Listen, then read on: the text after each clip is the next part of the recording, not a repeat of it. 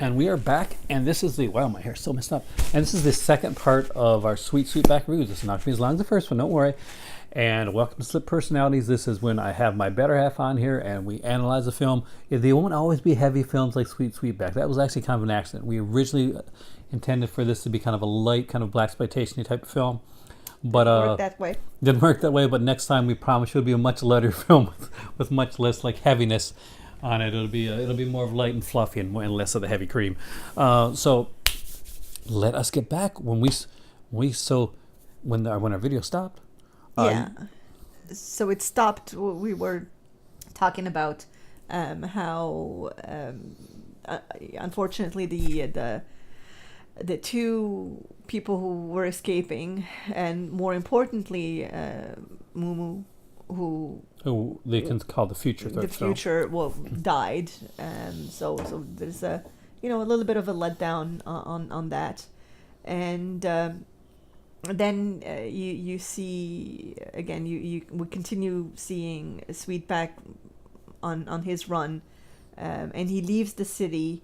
And starts basically heading towards the border to go to Mexico, and a lot of interesting imagery. You see as he is running, people in the city are being, or all over, are being asked. Black people are being asked whether they saw Sweetback, and it basically, I think what it was just him going around and asking random people. So the different profiles of Black America being asked whether they saw Sweetback, and everybody saying, no, I haven't seen him.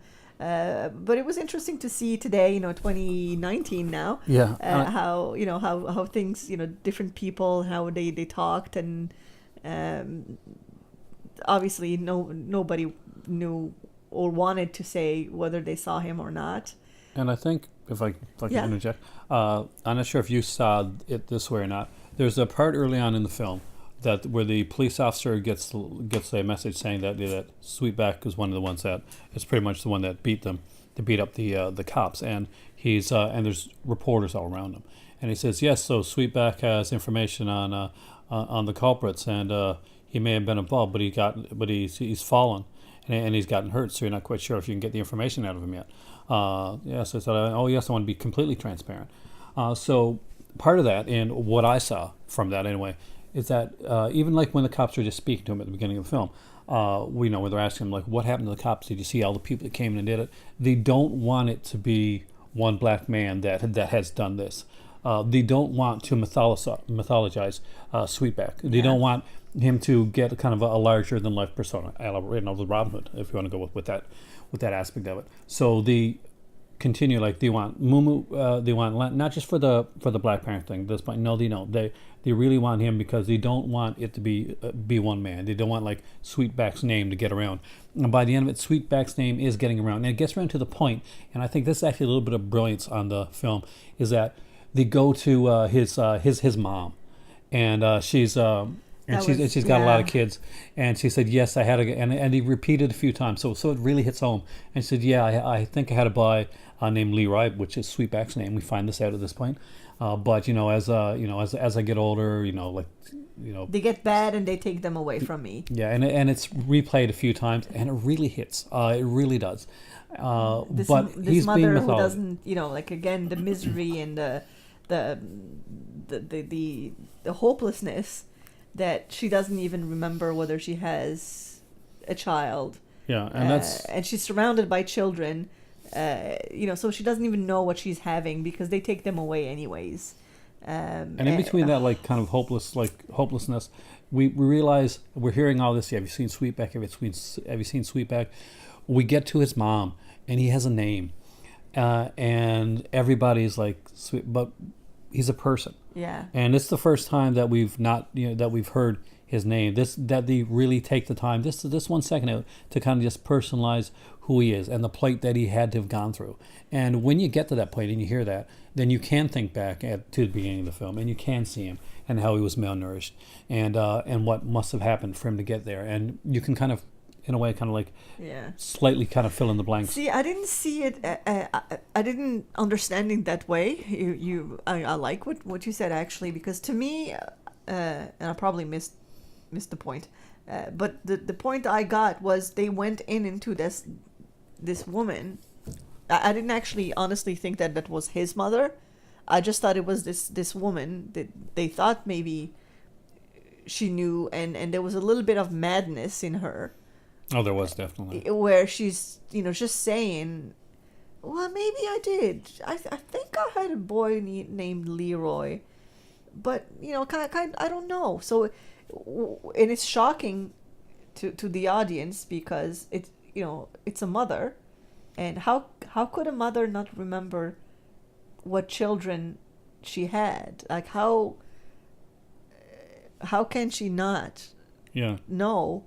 And that was what actually got to me, was that how bad must it be that you don't even remember that? And that actually Affected you? It affected me, and it reminded me of I could see a little bit of, not anything that I've experienced or that I have witnessed, but I can actually see that. I can actually see that scenario playing, with poverty in certain regions that I'm familiar with, that actually got to me. I didn't see her as being his mother, and that was his name. It was just this woman who is asked and remembers that maybe she had the Leroy, but she doesn't really know because they grow up and they take them away anyway. So, and she's littered with kids. There's all around her. There's 5 or 6 or 7 or 8 kids all around her, little kids, and there's so many of them that maybe she had him, maybe not. Who knows? And that thought that was, and his name maybe was Leroy. She's not even sure. So that actually was more impactful than. I think what you said made sense. Now that you say it, but for me, when I was watching it, that was not what I got. It was just this woman, this mother, who. There's emotional resonance with everything. Yeah, well, because one of the things that you can think is how could a mother not know what she did, what she had? It's not a cat who had litter after litter, and the cats go away, they grow up and they go. Humans, we tend to care about our offsprings, and that made it and it's the desperation. And she's kind of like you said, to me she was someone who was not all there. Well, I think that maybe because of that. Yeah, that's what I was thinking. Is basically is that she's broken. Yeah. And it's not that she can't remember. It's to the point that she's broken to the point that her mind can't let herself remember. Yeah. Because how do you go on after that? And that desperation, it's beyond. I can see that. I've seen that. I have seen that. Yeah. Sadly, I have too. So anyway, so that's one scene. So he's still running. I mean, my God, this movie is him running around, and there's there's a lot of crazy music. The music, we'll talk about that towards the end. But anyways, he keeps running, and again, the last point I want to make about him running is that once he leaves the protection, if you will, of the city, not that he had much protection, but I guess there was some kind of the hypocrisy of that there's a system there that wants to protect him. Even just for show. Now he's basically in no man's land, where he's being chased by the sheriffs. So he's in between, basically the States and Mexico, which is his ultimate goal. So he's in the desert. He's in small communities. So the sheriffs are still hunting him, and then it becomes really just a hunt, where so it's a bit of a reminiscent of the lynching and the chase, the manhunts that happened.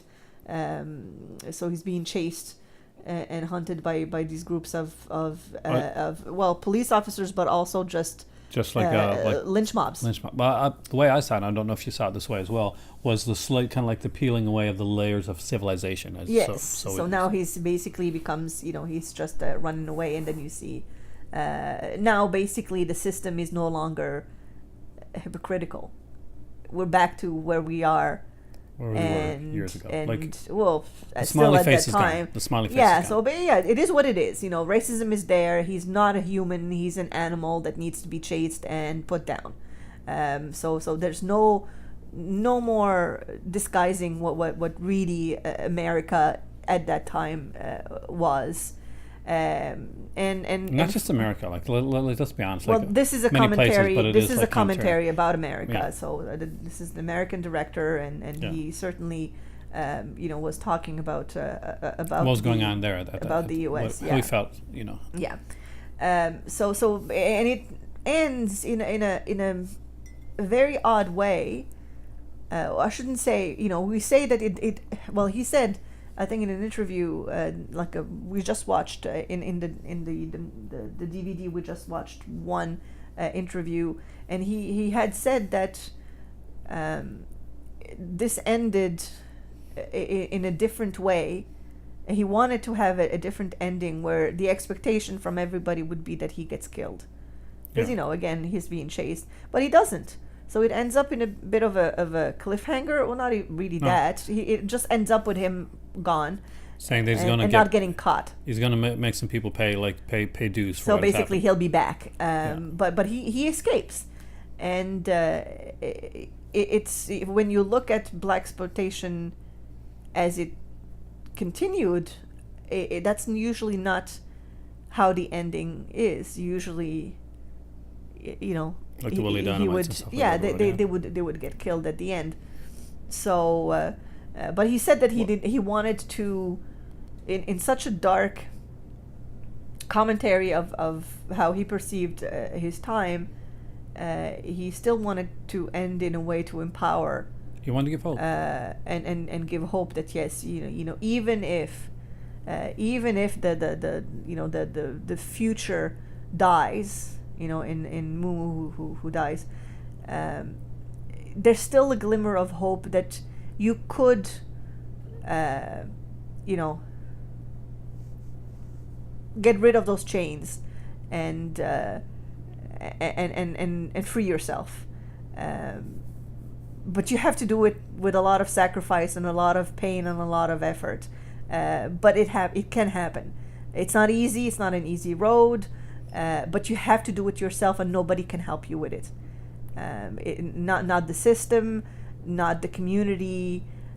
You have to do it yourself. So I think that's how he wanted to end his story. So yeah, it was meant to for black men to come into theater and feel empowered. It was the time basically when a lot of black actors in films, and if your name was not Sidney Poitier, the roles that you got were Yes Sir and Slaves and Criminal Number 2 and stuff like that. Yeah, or The Idiot, Yeah. or the funny, the comic relief. Look at any of the later Charlie Chan films. Yes. But still, this is a director that was an activist. He knew his craft. I think he said in his interview that before he made this movie, at the beginning, he like a lot of artists, African American artists, they went and seeked for their creativity. They left the U.S. and most of them actually went to France. Baker, the dancer actress. Anita Baker? No. Josephine Baker. Oh, thank you. Josephine. Who's Anita Baker? Huh? Politician? But Somebody. Josephine Baker being one of the most famous individuals who actually went and had a career in France. Oh God, yeah. So a lot of African American artists went, and black artists in general went overseas. So he actually was successful in France, and actually had one of his first movies be nominated and shown in a festival in France. So what he said was, he went in and tried to, well, he saw that there was embarrassment in Hollywood, that he, an African American artist was being acknowledged overseas, and yet the doors were all closed. So I guess his project or plan, what he wanted to do was be a door opener for others. He definitely was. And for him, one of the first doors to open was to open the doors of Hollywood. So he did what he did, and it's interesting to read on him. Yeah, he did do right after his success in France, he did do a commercial film. And that was one called Watermelon Man, which is actually an interesting film to watch, where a bigoted white man wakes up one morning and he's black. It's a comedy, and he goes through it, and and basically, I won't say how it ends, but I will say this: one of the neat things, and he does say this in the interview, is that they wanted two endings. They wanted an ending. Well, he wanted an ending, and the studios wanted two endings. The studio wanted an ending, basically. So he said, "I'll shoot two endings and see which one's best." So he shot his ending, which is the right ending, the way it should be. And he said the studio wanted an ending where he wakes up and it's all a dream. Like the white guy wakes up, "Oh my God, what a nightmare!" And he's like, "I don't want to do a movie where at the end of the movie, what a nightmare it is to be a black guy." No, because that's not what they use. That's not the ending. Not at all. You do have to. It's a very different ending. Watch the movie and watch his interview. And it's a really good film, actually. So do check it out. But it is interesting that he wanted to pave the way for other African American artists to succeed, and he did. He certainly did. Where they say that, I don't know. I would actually argue that this is not blaxploitation, and that this was not the start of blaxploitation. Good for him. I can't argue with him, obviously, but I'm just again talking. I think Melvin Peebles would trump your. Sure, again, he's not here. I am, and I'm speaking of my thoughts around that. Okay, let's put it this way. Let's put it this way. I think that he is a pioneer of black cinema. The exploitation part, yes, there are a lot of there are a lot of tropes from the blaxploitation genre. Tropes that he created. Yeah, but this came in a few months before Shaft, right? Yeah, but it went in a different direction. Blaxploitation went in a very different direction. Well, you have to understand, he's working one, he's working on a much tighter budget. Two, this was much more of an artistic, passion project. A lot of the blaxploitation that was made later on, some of it was made by black people, but a lot of it starred black people who actually had white directors and white writers and stuff. Yeah. And that this is why I'm a little, because at the end of the day, Jack Hill, for instance, did a lot of Jackie Brown this stuff. Is why I am, Jackie Brown, and again, this is why I'm hesitant to say that he started the blaxploitation movement. I think he opened doors to black to black artists to get in and actually work in the studios, work with studios, not just have to just continue being an independent scene. Well, that's what blaxploitation did. To put it to you, the way that I would say is that, so his movie there made $50 million. That's what made in the theaters. That's $90 million today. Yeah. You want to if you want to parallel that with any movie at all, look at Halloween. Another film that was an independent film that broke the doors to make and it was a slasher thriller, and broke the doors to make a bunch of different ones. Whether those movies were of the same quality or not, the first Halloween film is a classic. It's still a slasher film, and it brought on different subgenres and all that. His is still it's still the Godfather, in my opinion, right, of the blaxploitation film, because it is a black film, primarily done with a black cast, meant for a black audience, with aspects of exploitation in there. Whether they're loftier exploitation aspects than making a lot of money, it's still exploitation aspects that are in there. It's just that with some of the later stuff, like maybe Dolomite or Shaft, or even one of those Jim Brown movies. Well, the movie that came right after he came in was Shaft. No, it's not. The Shaft came after. Yeah. It's good Lord, the one that we have. Which one? We got a lot. The Kino one. the girl. Foxy Brown. No, not Foxy Coffee. Brown. Sugar Hill. Sugar Hill. Yeah, Sugar Hill's a little bit later though. I thought you said no because Did he mention Sugar Hill? he did. What is? It's Because not that's- Sugar Hill. The good Lord, what is her name? The one where they go in and anyways, we're not going to be talking about this. But he does. No, he does. He said, like one of the writers he knew in France, and you mentioned it to me. You said, "Oh, we have that. We watched it." Oh, Cotton Goes Harlem. Oh. Okay. Ozzie Davis actually worked on Cotton Goes Harlem. There you go. So I think that's and Cotton Goes to Harlem is a very different tone. But a really good film actually. No, excellent film. I love that movie, but it is a very different tone. Yeah. We can't. Anyway, bottom line. Easier to watch too. Yeah, watch that movie. It's actually a lot of fun.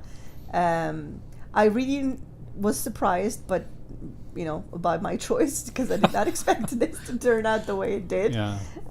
But I'm actually very happy that I did. I think it's a quality movie that definitely needs to be watched, and talked about. And talked about.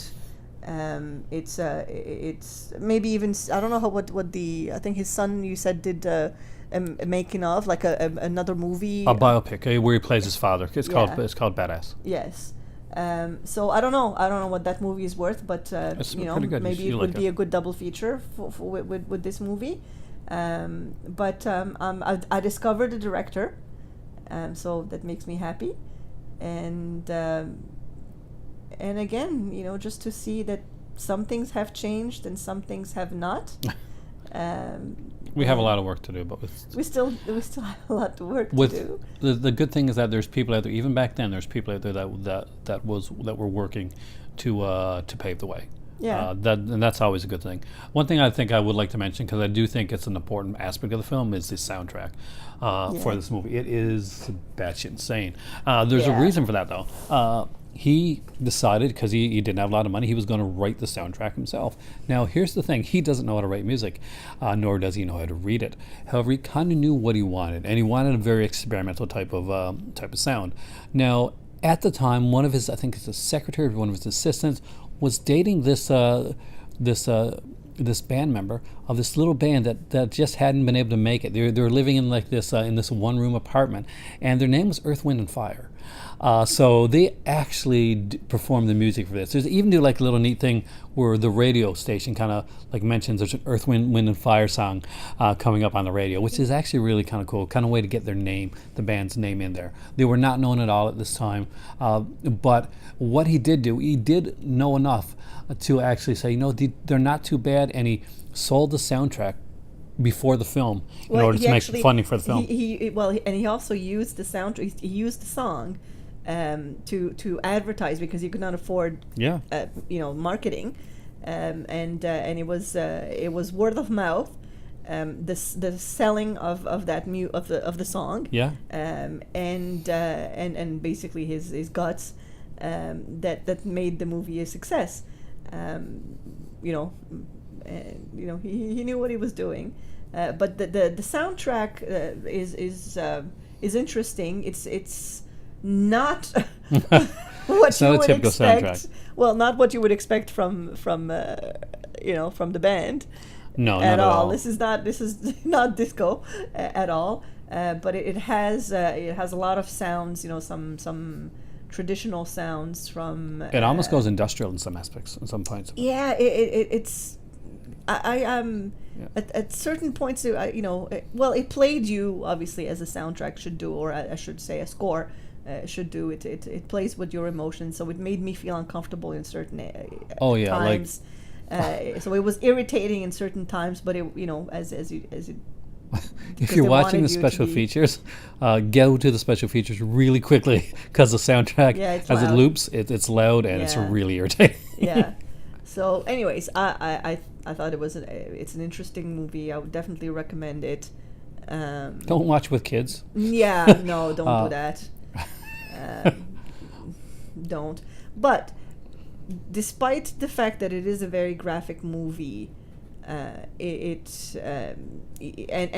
very visually I think also something that they mentioned when before the movie started, there was some issue about what type of film certain parts of the films, what type of film it was filmed on, and how it could not be converted, and some of it was damaged, and so there were some issue too. So I couldn't really tell certain times whether it was an artistic choice or if it was something that was wrong with the film itself. Because they said, he used everything, 40 millimeter, 35 millimeter. Yeah, like whatever 60 he got. whatever he So the conversion, I think, was not best, and some of it was damaged.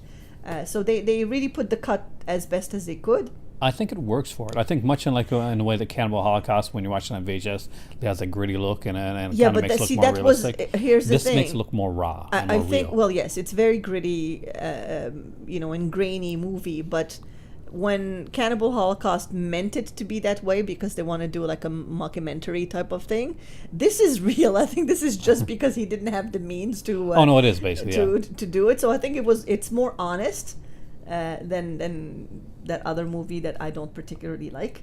So Teodoro will be hurt. Sorry, crap.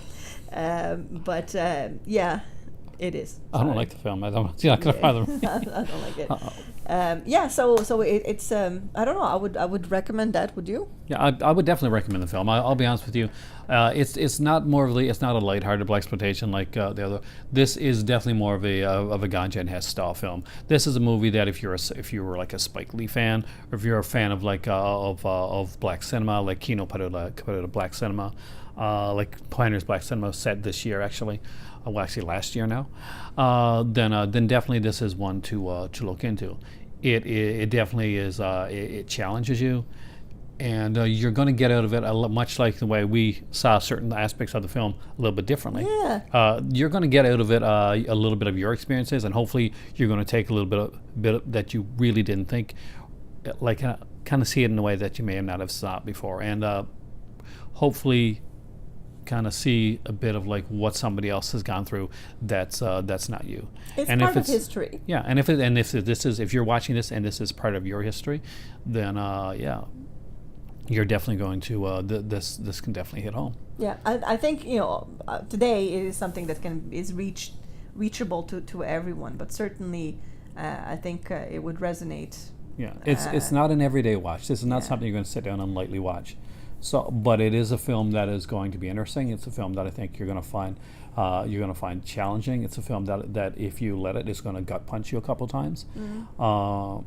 It deserves the treatment that it got. So kudos to Vinegar Syndrome, who did an amazing job, and we just like graced into the features. There was an amazing amount of features on that, and one of the I know on a couple lists that was listed as one of the top releases of the year.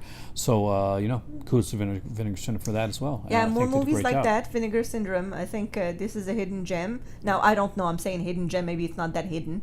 And a lot of people know about it, but either way, it is a gem, and it deserves all the attention that it gets, and maybe more. So, that's it for me. Okay, so I am Aaron. This is my beautiful better half in, and this is Split Personality. Hopefully, you're going to see a lot more of this. We're not the same. Well, obviously not.